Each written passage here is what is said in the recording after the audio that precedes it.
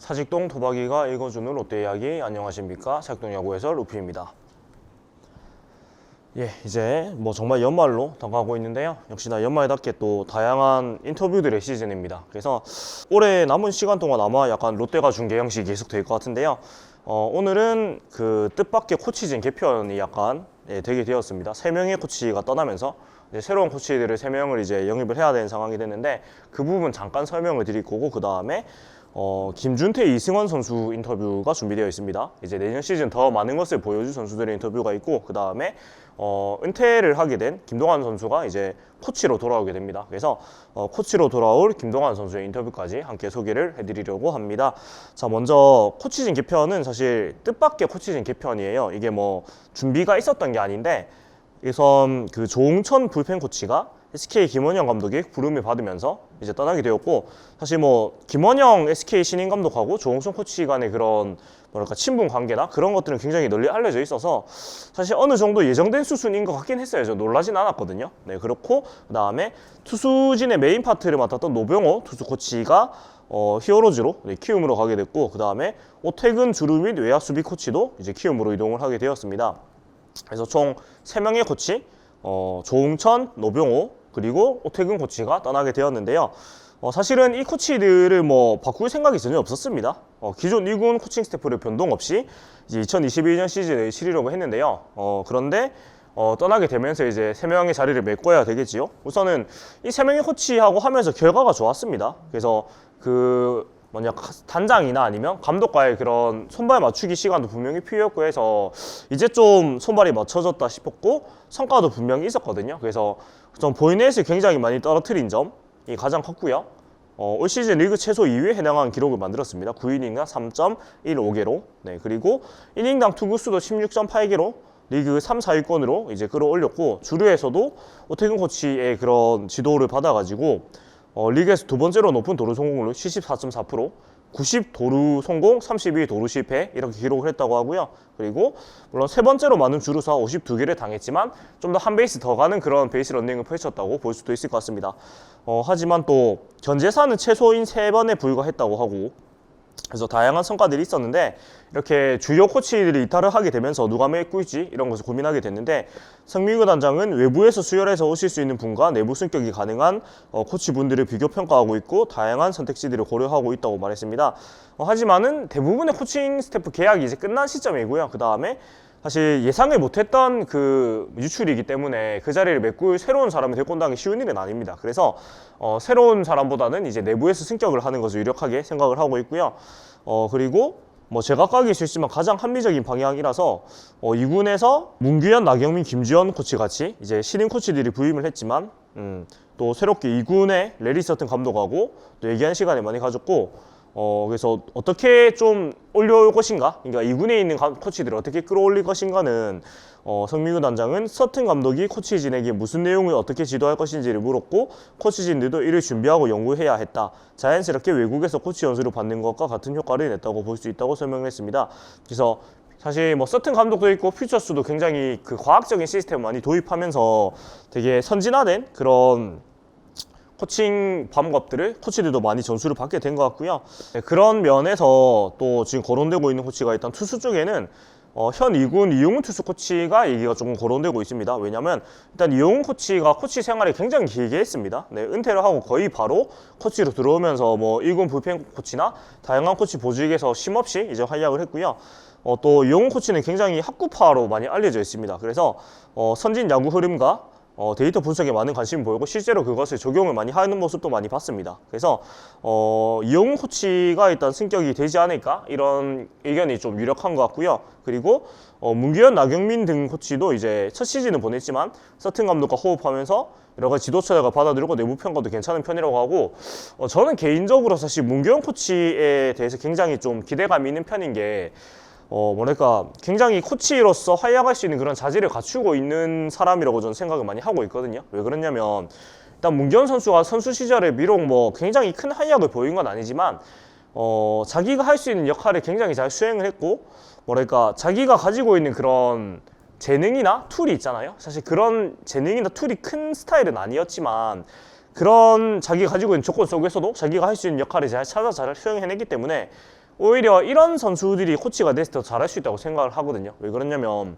이제 안 되는 점을 본인이 겪어봤기 때문에 그 안 되는 점을 어떻게 하면 좀 더 되게 만들 수 있을까 이런 고민들을 사실 천부적으로 잘하는 선수들에 비해서 훨씬 더 노력을 많이 했을 거고 그런 방법들도 많이 연구를 했을 거고 또 그런 선수들의 마음을 이해를 할 수밖에 없기 때문에 그런 면에서 좋은 코치가 될 수 있다고 저는 생각을 해서 문경원 코치를 내년에 1군에서 볼 수도 있지 않을까 이런 생각도 들고 이렇게 1군으로 2군 코치를 올라오면 2군 코칭 스태프도 당연히 이제 재편이 되겠죠. 그래서 임경환, 강영식, 홍민구 등 함께 2군을 이끌었던 투수 파트진 중에 한 명이 불펜 코치로 승격이 되고 남은 코치진이 2군으로 맡을 전망이라고 이제 기사에 나와 있고요. 그리고 새로운 2군 코치진에는 이제 소개를 드릴 김동환 신임 코치가 또 자리를 메꾸게 될 것 같습니다. 그래서 일단 남은 세 자리 모두 내부에서 승격이 될 것이 유력한 것 같고요. 뭐 지금 코치진들 특히 그 우리 팀 출신의 코치진들이 되게 좋은 게 사실 너무 스타급 선수들보다는 좀 알토란 같은 활약을 펼쳤던 그런 선수들이 코치가 되어가지고 지금 활약을 하고 있는데 이런 코치들이 개인적으로는 더 잘할 확률이 높다고 보고 있어서 또 내년에 1군에서 또 반가운 얼굴으로 또 볼 수 있지 않을까 이런 기대감이 들기는 합니다. 그래서 또 어떤 코치들을 사직에서 또 볼 수 있을지 이런 것도 기대감이고 개인적으로는 야구라는 운동이 참 좋은 점이 뭐냐면 약간 부수적인 거지만 오랜 시간 뛰었던 선수들을 그대로 코치로 돌아와서 유니폼 입은 모습을 계속 볼 수 있다는 게 굉장한 전 즐거움 중에 하나라고 봐요. 왜 그러냐면 모든 스포츠 통틀어서 코칭 스태프가 유니폼을 입는 종목은 야구밖에 없습니다. 네, 이게 야구만의 약간 독특한 문화라고도 할 수 있는데 사실 이런 부분들이 은퇴를 했지만 이런 유니폼 입은 모습을 구장 그라운드에서 볼 수 있다는 게 굉장한 팬들로서 소소한 행복감이거든요, 개인적으로. 네, 그래서 이런 부분들도 살짝 뭐 약간 기대가 되는 점이기도 한 것 같고 개인적으로 조금 다른 얘기지만 그 얼마 전까지 하나라든가 이런 팀들에서 그 코칭 스태프들의 현역 시절 번호를 이제 그대로 쓰게 하는 그런 팬 서비스 같은 부분이 있었는데 저는 그런 점들도 굉장히 재미있었던 것 같아요. 특히 뭐 굉장히 연구 결번급의 굉장한 레전드급 선수들한테 그런 대우 아닌 대우를 해주고 또 특히 연구 결번에 단 선수들 이제 작년까지 하나가 그랬는데 뭐 장종훈, 송진우, 정민철 이런 분들이 이제 코칭 스태프로 있을 때 그분들의 번호는 그분들밖에 못 쓰는데 그런 분들의 번호를 이제 현역때 번호를 그대로 달면서 팬들이 그대로 그 유니폼을 이제 쓸 수 있게 해주는 그런 배려도 좋았던 것 같아서 이런 모습을 뭐 우리도 약간 해봐도 재밌을 것 같다는 생각이 들긴 합니다. 특히 뭐 이용훈 코치라든지 뭐 문규현 코치라든가 아니면 뭐 또 있는 강영식 코치, 임경환 코치 이런 분들도 약간 현역 때 번호를 쓰게 해주는 것도 팬 서비스 입장에서 굉장히 재밌는 상황이 되지 않을까 이런 생각이 드는 것도 같습니다. 네. 그리고 이제 다음 인터뷰 기자들을 쭉쭉 소개를 해드릴 텐데요. 먼저 김준태 선수입니다. 김준태 선수는 작년에 사실상 풀타임 포수였고 거의 주전 포수로서 역할을 했습니다. 그래서 우선 첫 풀타임 시즌 소화하고 나서 소감이 기회가 점차 느는 만큼 잡으려 했고 즐길 수 있었다. 그러다 보니까 눈치를 보거나 쫓기지 않고 뛸 수가 있었다고 이야기를 했고요.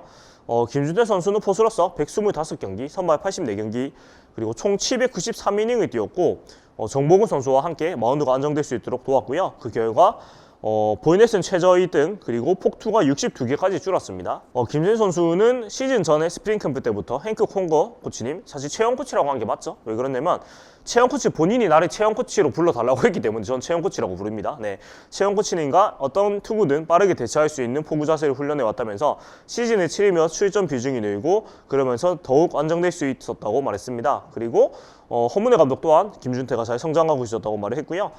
그리고 매 순간 우리 투수와 상대 타자의 컨디션을 봐야 했고 파악했고 어떻게 해야지 밀접하게 볼 배합을 할 수 있을지 스스로 배워나갔다면서 무턱대고 분석해서 나와 있는 상대의 약점만 공략하는 것이 능사가 아니라는 것을 깨달았다고 말했습니다. 그래서 이런 뭐 본인의 소감도 있지만 그래서인지 시즌 후반에 김준태의 출장 비중을 허문회 감독은 기존 3대2에서 4대1까지 늘렸고요. 그리고 타자 김준태 선수의 가장 큰 장점은 출루율이 굉장히 좋다는 점인데 성구안이 되게 좋다는 건 제가 시즌 중에도 여러 번 언급했던 부분입니다. 우선 순출루율, 절대 출루율 그러니까 타율에서 출루율을 뺀 값이 1할 1푼 9리에 달합니다. 그리고 이는 규정 타석 70% 이상을 소화한 선수 중에서 전체 6위에 해당하는 굉장히 큰 값이고 이 부분에 대해서 김준태 선수는 감독님과 자신만의 존을 형성하는 데 주력해왔다면서 야구 게임처럼 네모칸을 이렇게 그려가지고 원하는 곳이 아닐 때는 치려 하지 않다 보니까 출루가 굉장히 좋아졌다고 합니다. 그래서 사실 선구안은 바뀌는 게 아니거든요. 어지간하면 한 번 만들어진 선구안은 무너지지 않기 때문에 이 부분이 내년 김준태 선수 타격이 굉장한 플러스 요인이 될 거라고 생각을 하고 전체적으로는 올 시즌 장점은 살릴 수 있었지만은 도루저지나 좌투수 상대 타격에서는 보완할 점이 많다고 생각하고 있다면서 도루저지는 심적으로 급했던 것 같다. 침착하게 했어야 하고 개선할 것이다. 좌투수 상대 타격 역시 결과는 좋지 않았지만 시즌을 치르면서 점차 개선할 수 있었다고 느꼈다고 말했습니다. 그러면서 올 시즌 목표는 늘 우리 팀이 5강이 되는 것이었다며 내년 시즌 꼭 포스트 시즌을 진출할 수 있도록 노력하겠다. 잘하겠다고 덧붙였습니다. 현재 뭐 포수 그 경쟁에서 거론된 선수들이 많이 있죠. 뭐 김준태 선수부터 나원탁, 안중열, 지성준 선수가 있고 뭐 강태율, 김호준 선수도 있고 신인인 손성빈 선수까지 굉장히 많은 포수들이 지금 경쟁을 하고 있는데 뭐 어찌됐건 현재로서는 가장 유리한 지점을 고수하고 있는 선수가 김준태 선수이니만큼 이 부분들을 계속해서 본인이 잘 살려나갈 수 있도록 노력을 해야 할 것으로 보입니다. 그리고 이승원 선수 같은 경우에는 우선은 그 후반기 막판에 돌아와가지고 굉장히 인상적인 투구를 많이 보였습니다. 그래서 9월 20일 NC전부터 7경기 3승 2패 4.98의 평균 자책을 기록을 했고요. 또 첫 두 경기, 10월 첫 두 경기에서 13이닝 무실점을 기록할 정도로 개인 3연승 기록을 했고 사실 마지막 경기 때 많이 까먹었지 그 전까지는 되게 좋았거든요.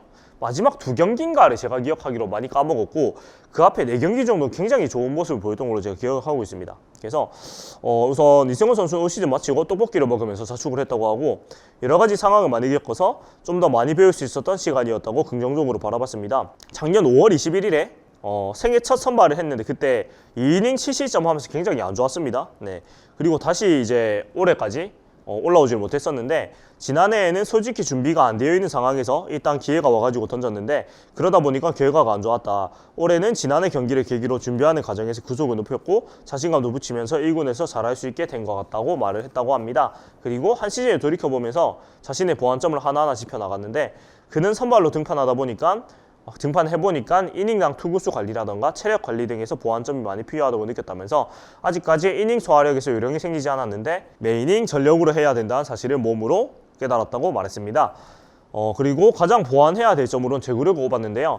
1군에서 타자들이 기술이 다르니까 내가 좀 더 확실하게 내공 던져야 하겠다고 생각을 했다고 말했고 새로운 무기로는 커브를 추가하려고 합니다. 그래서 변화구 제구를 날카롭게 다듬는 데 집중할 것이다. 슬라이더도 더 다듬고 오래 던지지 않았던 커브까지 새롭게 장착해서 시도를 해보려고 한다고 말했습니다. 자 그리고 사실 올해 가장 좋았던 경기가 10월 12일 삼성전이고 이때 7이닝 무실점을 기록을 했는데요. 그때 이제 느꼈던 게 솔직히 그때 컨디션이 안 좋았는데 안 좋은 상황에서도 이렇게 던질 수 있구나라는 것을 깨달았던 계기가 됐다고 하고 그래서 이런 좋았던 상황들을 계속 생각을 하면서 앞으로 투구를 하는데도 많은 참고를 할 것 같습니다. 그리고 내년 시즌에도 머리 보호등을 계속해서 찰 예정이라고 하고요. 내년까지도 아마도 계속 키고 던져야 할 것 같고 이것이 굉장히 심적인 부분에 도움이 되기 때문에 계속해서 사는 게 역시나 좋을 것 같습니다. 그리고 마지막으로 모든 게 다 중요하지만 부상 없이 한 시즌을 뛰는 게 최우선 목표다. 캠프에서 선발 로테이션에 들어가서 시즌 시작부터 끝까지 좋아할 수 있는 몸 상태를 만들어 두겠다고 도전장을 내밀었습니다. 그래서 사실 올 시즌 가장 큰 수확 중에 한 명이고 내년 시즌에 굉장히 큰 기대를 더 많이 받고 있는 이승원 선수인데 또 든든한 그런 우완으로서 선발로서 자리 잡기를 기원하겠습니다. 자 그리고 마지막으로 이제 김동환 코치의 얘기를 들어봐야 되는데 사실 좀 이른 은퇴예요. 김동환 선수가 32살밖에 안 됐습니다. 근데 이제 좀 이른 은퇴를 하게 되면서 여러 가지로 좀 복잡한 신경도 있었고 하다고 하는데 우선은 지금은 서울에 가여 있습니다. 김동환 선수는 서울 사람이기 때문에 가족들을 만나기 위해서 이제 서울로 가 있는 상황인데요. 은퇴를 택하기까지 고민이 많았고 사실 아직도 실감이 나진 않는다. 더 이상 선수로 뛰지 못한다고 생각하니 이따금 감정이 북받칠 때도 있다고 조심스럽게 말을 꺼냈습니다.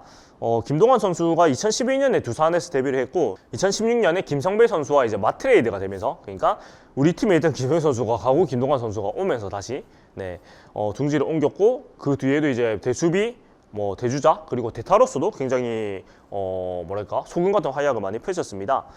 그런데 올 시즌 사실 앞두고 김동환 선수 본인도 많이 위기감을 느꼈다고 합니다. 그래서 밀가루도 끊고 굉장히 열심히 했는데 청백전을 뛰던 4월까지는 페이스가 굉장히 좋았는데 개막 후에는 타격감이 좀 떨어지면서 어려움을 겪었고 그렇게 슬럼프가 길어지다 보니까 스스로 위축이 됐다면서 아쉬웠던 2020 시즌을 돌아보았습니다. 그리고 사실 방출 통보를 놓고 현역 연장을 할 것인가 고민을 많이 했는데 사실 나이도 젊고 몸 상태도 좋은 만큼 다른 구단들의 연락을 기다려보기도 했지만은 다음 그 방출 다음 날에 성민규 단장한테 연락이 왔다고 합니다. 그래서 성민규 단장이 코치를 제안을 직접 했다고 하고요. 그동안 선수로 뛰면서 장차 지도자로서 발휘할 수 있는 부분들을 구단에서 계속해서 좀 눈여겨보고 있었다고 합니다.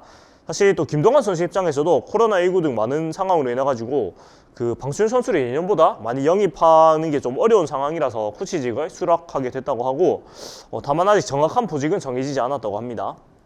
그래서 아마도 제 생각에는 작전 수비 쪽으로 아마도 자리가 나지 않을까라는 생각이 드는데, 왜냐하면 김동완 선수가 현역 때도 그쪽으로 많이 활약을 했기 때문에 그런 노하우를 후배들한테 전해줄 수 있는 그런 부분이 되지 않을까라고 저는 뭐 예상을 해보는데요. 김동완 선수는 이제 현역 은퇴를 하면서 돌이켜보니까 초등학교 3학년 때부터 야구를 시작해가지고 어느새 24년을 선수로 뛰었다. 그래서 이제 가끔 감정이 복받칠 때도 있었고, 그래도 많은 분들이 응원을 해주셔가지고 힘이 됐다고 웃었습니다. 이어서 장충고 시절에 인사님이셨던 유영준 감독님 비롯해가지고 두산 2군 시절 열정적으로 나를 지도해 주셨던 박승호 감독님, 그리고 두산 김태형 감독님과 롯데에서 많은 기회를 주셨던 조은우, 양상무, 허문회 감독님께 감사의 말을 전하고 싶다고 지금까지 만났던 이제 지도자들에게 감사하다는 말을 남겼습니다.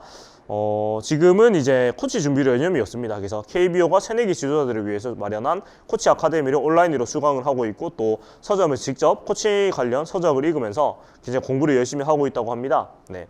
그래서 사실 뭐 김동완 선수 역시 현역 시절 누구보다 성실하게 임한 자세로 많은 기감이 되었는데, 코치로서도 이런 성실한 모습을 보인다면 굉장히 좋은 코치가 될 수 있을 거다 이런 생각이 들고, 또 김동완 선수가 뭐 저희가 사실 볼 수 있는 부분들이 인터뷰나 아니면 자이언츠TV 유튜브를 통해서 비치는 모습밖에 못 보지만 굉장히 뭐라고 해야 되지? 굉장히 스윗한 사람이라는 느낌이 좀 많이 받았습니다. 뭐 서울 사람이라서 그런지 모르겠지만 굉장히 뭐랄까 따뜻한 성품을 가진 사람으로 전 많이 느꼈어가지고, 이런 부분들이 코치로서도 많이 그 장점이 될 것 같은데, 단장님이 어떤 코치가 되고 싶냐, 어떤 지도가 되고 싶냐고 물어봤는데, 그에 대해서 이제 선수들과 수직적인 관계가 아닌 수평적인 눈높이를 유지하는 지도자가 되고 싶다고 말을 했습니다. 선수들과 스스럼 없이 대화할 수 있는 코치가 되고 싶다고 했고, 프로에선 주전보다 백업으로 더 많은 시간을 보냈는데 그런 만큼 벤치 멤버들과 고민과 속내를 잘 안다고 생각을 합니다. 그래서 이들의 마음까지 보듬을 수 있는 지도자가 되고 싶다면서 포부를 밝혔습니다. 사실 김동완 선수가 내년에 33살밖에 안 되기 때문에 사실 선수들과 또래거나 오히려 더 나이가 많은 선수들도 많이 있단 말이에요. 그래서 이런 부분들도 뭐 어린 선수들한테는 뭐 그냥 선배, 형 같은 코치, 그 다음에 또 또래 선수들한테는 굉장히 동료 같은 코치로서 그런 부분들을 잘 살려서 굉장히 따뜻한 코치로서 맹활약을 하는 김동완 코치의 모습을 또 응원을 하면서 오늘 얘기는 이렇게 마무리를 해보도록 하겠습니다. 연말이고 해서 이런 따뜻한 소식들이 많이 들려오고요. 또 구단이나 선수들도 이런 개인적인 기부나 좋은 활동도 하는 모습들이 많이 들려오는데, 사실 뭐 구단 측에서도 그런 뭐랄까 기부나 그런 협약들을 맺은 소식들이 있는데 그런 거는 굳이 제가 전달은 하지 않겠습니다. 네, 뭐 얘기를 해도 그냥 그렇습니다 하고 끝나니까 그냥 그런 소식들이 계속 있으니까 뭐 힘든 시기입니다만 또 연말에 그런 온정을 나누는 시간들이 됐으면 좋겠고요. 뭐 저도 또 더 좋은 소식, 뭔가 소개할 만한 좋은 소식 있으면 그건 한 꼭지로 듣고 와가지고 같이 한번 얘기를 해보도록 하겠습니다. 네, 지금까지 사육동 야구 해설이었고요. 저는 우피였습니다. 재미있게 보셨다면은 구독과 좋아요 부탁드리겠습니다. 다음 주에 또 인사드리겠습니다. 감사합니다.